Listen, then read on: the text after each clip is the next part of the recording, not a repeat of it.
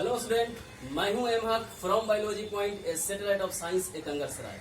और आज आपके लिए बायोलॉजी में chapter number 3 human reproduction lecture number 7 में जो टॉपिक लेकर के आए हैं वो टॉपिक है इम्प्लांटेशन, प्लासेंटा, और साथ ही साथ हम लोग इसमें गैस्टेशन के बारे में समझेंगे। इससे पहले ईश्वर का दिया कभी अल्प नहीं होता, जो टूट जाए वह संकल्प नहीं होता।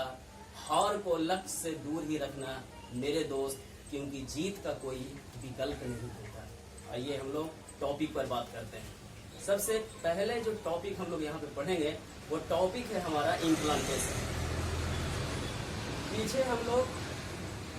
पीछे के लेक्चर नंबर 6 में हम लोग क्लीवेज का स्टडी यानी ब्लास्टोसिस्ट के फॉर्मेशन को समझे थे मैकेनिज्म के द्वारा। जब ब्लास्टोसिस्ट का फॉर्मेशन हो जाता है तो वहां पे वो एंडोमेट्रियम वॉल से अटैच्ड होता है।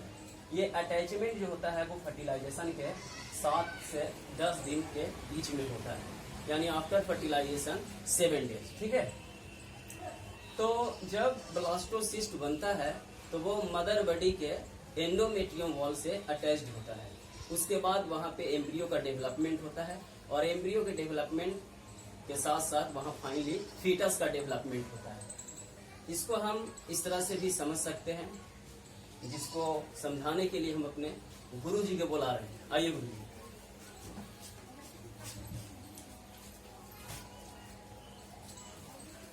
ये देखिए गुरु जी लेकर के आए हैं, ये ब्लास्टोसिस्ट है। यही ब्लास्टोसिस्ट जो फॉर्म हो चुका है, ये मदर का एंडोमेट्रियम वॉल यानी जो दीवार होता है, यूट्रस में 3 लेयर होता है, outer perimetrium, middle myometrium and inner endometrium wall से अटैच होता है। ऐसे जैसे सपोज कर लीजिए यहाँ पे कि ये एंडोमेट्रियम वॉल है, इस एंडोमेट्रियम वॉल से ये ऐसे अटैच्ड होता है। ठीक है, जैसे ही अटैच्ड होगा इस घटना को हम लोग क्या बोलेंगे, इम्प्लांटेशन बोलेंगे। और इम्प्लांटेशन के बाद ही हम इसको प्रेगनेंसी बोलते हैं, है ना। और इसके डेवलपमेंट को, एम्ब्रियो या फीटस के डेवलपमेंट के ड्यूरेशन को हम लोग गेस्टेशन बोलते हैं। आप इम्प्लांटेशन समझते हैं? क्या इम्प्लांटेशन बताइए।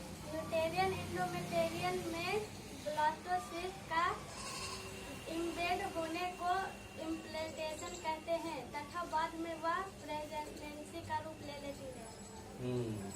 सही है। किसका रूप ले लेती है?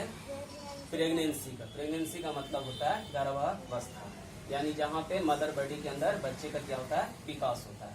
ठीक है, सही है, जाइए। तो इसके बाद यहाँ पे इम्प्लांटेशन का डेफिनेशन यहाँ लिखा हुआ है, और डेफिनेशन को आप इसको सिंपली आप डिफाइन कर सकते हैं कि जब ब्लास्टोसिस्ट मदर के यूट्रस के एंडोमेट्रियम वॉल से अटैच होता है तब इस फेनोमेना को इम्प्लांटेशन कहते हैं। प्लासेंटा क्या है? तो प्लासेंटा इम्प्लांटेशन के बाद ट्रोफोब्लास्ट और फिंगर के समान जो है प्रोजेक्शन उभार बनता है, जिन्हें कोरियोनिक भिलाई कहते हैं, जो यूटेराइन टिश्यू एवं मैटरनल ब्लड से घिरा रहता है। कोरियोनिक भिलाई तथा यूटेराइन टिश्यू एक दूसरे के साथ जुड़कर प्लासेंटा का निर्माण करता है। ये ध्यान में रखेंगे, कोरियोनिक भिलाई तथा यूटेराइन टिश्यू एक दूसरे के साथ जुड़कर प्लासेंटा का निर्माण करते हैं। प्लासेंटा डेवलपिंग एम्ब्रियो तथा मैटरनल बॉडी के बीच स्ट्रक्चरल एवं फंक्शनल यूनिट है। अगर प्लासेंटा के बारे में पूछा जाएगा तो कहेंगे हम लोग कि वो स्ट्रक्चरल एवं फंक्शनल यूनिट है, डेवलपिंग एम्ब्रियो तथा मैटरनल बॉडी के बीच है। ह्यूमन का प्लासेंटा ऑब्जेक्टिव क्वेश्चन में हमेशा पूछा जाता रहा है कि ह्यूमन का प्लासेंटा किस प्रकार का होता है। बोलना है chorio allantoic placenta, chorio allantoic placenta, क्योंकि कोरियोन और एलेंटोइड से मिल करके वो प्लासेंटा का फॉर्मेशन है। फंक्शन प्लासेंटा का प्रोटेक्शन, न्यूट्रिशन, प्रोटेक्शन का मतलब सुरक्षा, न्यूट्रिशन का मतलब पोषण, रेस्पिरेशन का मतलब श्वसन, एक्सक्रीशन का मतलब उत्सर्जन, और हार्मोन भी ये प्रोड्यूस करता है प्लासेंटा। वो कौन कौन सा हार्मोन है? तो hormone HCG, human chorionic gonadotropin, HPL, human placental lactogen, estrogen और प्रोजेस्टेरोन, ये सब हार्मोन का सिक्रीशन प्लासेंटा के द्वारा होता है। नोट में लिखा हुआ है कि प्रेगनेंसी के लास्ट स्टेज में ओवरी द्वारा भी रिलैक्सिन हार्मोन का सिक्रीशन होता है।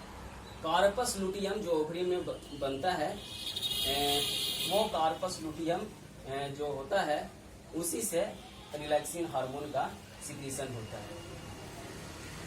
और साथ ही साथ नीचे लिखा हुआ HCG HPL तथा रिलैक्सिन हार्मोन केवल प्रेगनेंसी के दौरान ही सिक्रीट किया जाता है। ऑक्सीटोसिन हार्मोन पिट्यूटरी ग्लैंड से सिक्रीट होता है जिसे बर्थ हार्मोन कहते हैं। ठीक है, ये ध्यान में रखना है।